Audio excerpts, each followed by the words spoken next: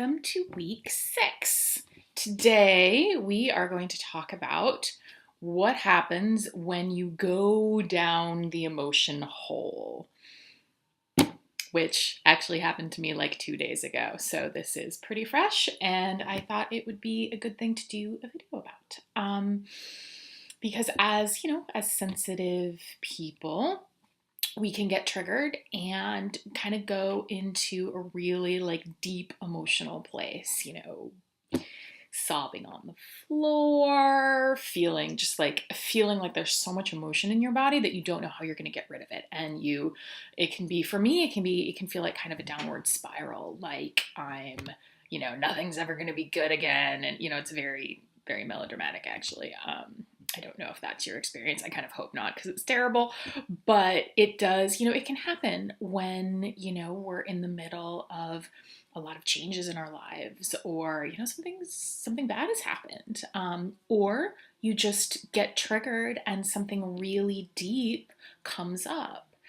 And so, the beauty of these so-called downward spirals is that you really are releasing a lot of old, deep emotion, and it's very cleansing to just cry and scream and beat a pillow with your fists or whatever is you feel called to do in that moment, and you're really you will feel a lot lighter afterwards, maybe not directly afterwards, but probably within a day or so.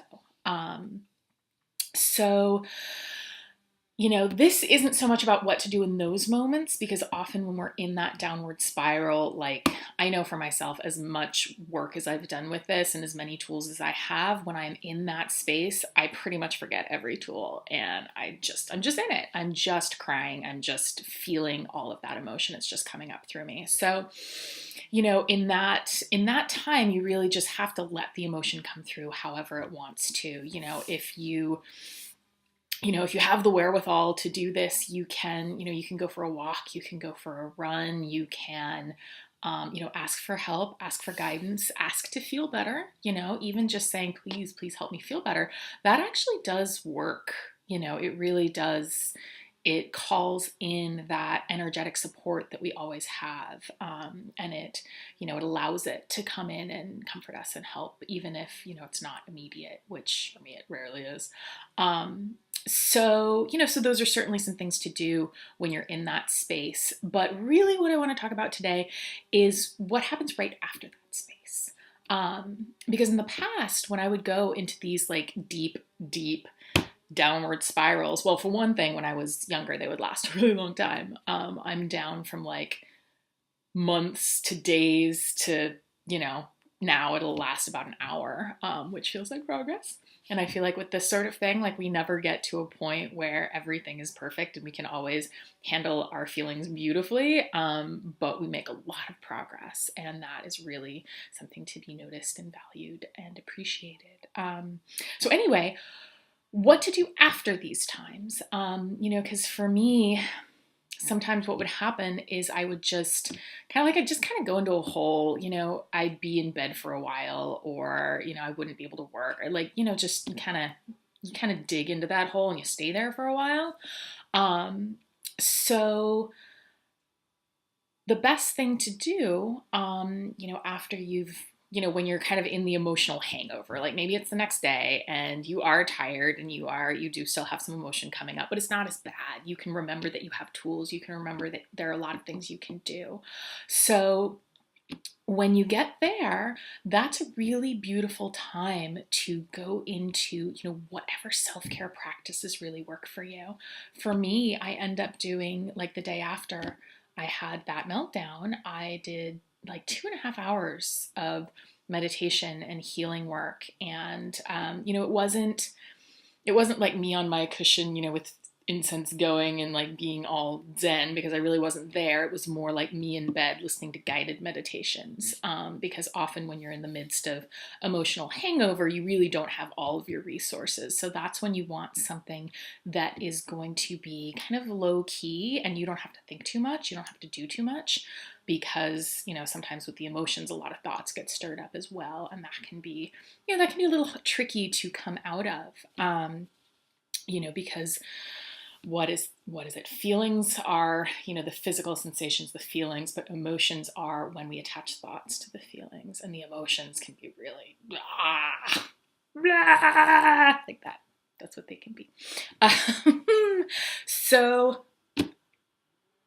that's what I was going to say. Yeah. So you want to be very, very gentle with yourself in those moments, and like let yourself watch a movie. Like that was, that's been in the past one of my major tools, is finding like a Pixar movie or something, not something violent or something that's going to get the emotions going again, but something really like loving and light and wonderful that'll just, that'll make you happy, whatever that is. Because watching a movie can give us enough space from our brains and from our inner turmoil to kind of step out of that space and step into a higher vibration. So yeah, in that moment, in the hangover, like watch a movie and let yourself reset with that, or listen to guided meditations. A bunch of my favorite guided meditations are actually on a website called bethcatherine.com. She's an angel channeler, healer, whatever. I don't know if that works for you, but I find her guided meditations fantastic. So that's a good place to check out. And of course, the guided meditations in this course can be very helpful. Really just what you want to do in the emotional hangover space is be super gentle to yourself and ask for help.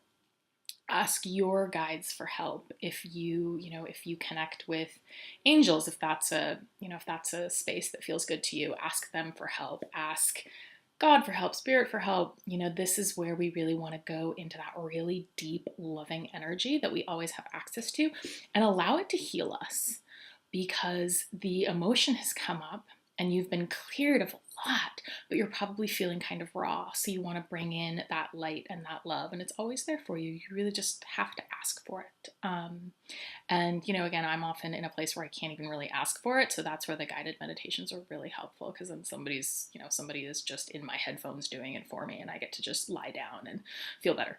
So, so in the emotional hangover, that's the place where it's easy to feel the feelings and just like unleash and be in that space, and then get out of that space and then be like, okay, back to life. And it's in that space, that post deep feeling space, that we're actually really open to receive that love and that healing. Like that is the perfect time to allow this in and to really heal some deep stuff. And we're really just going down through the layers here, because we all have many layers of emotion and experience from our past, from our childhood, from, past lifetimes, if you believe in that, which I do, because often, feeling an emotion will come up. I'm like, wait, this, like nothing in my life even remotely, like it doesn't make sense that I'm feeling this deeply, because, I've definitely had some sorrow, but my life's been pretty good. So it's like, where is this coming from? It's like this deep well of feeling. Anyway, there are a lot of ways to look at that. Sometimes you're feeling for the collective, sometimes you're feeling, from your, past lives, again, if you believe in that. But, regardless of where it's coming from, it's processing through you. So, in that moment, allow yourself to ask for that healing. And one really easy thing to do as well is just lie down and ask, spirit, your spirit guides, your angels, whoever you like to call on, God, the universe, and just ask for a healing. Ask to be cleansed of this emotion. Ask to be given, love and light, and, and you can ask for whatever you want, you can really ask for anything, any feeling, and it might not show up immediately, but it will show up. So I think that's good for now. And there is going to be another audio to, maybe listen to in one of those times. And I hope your feelings are feeling good this week. See you soon.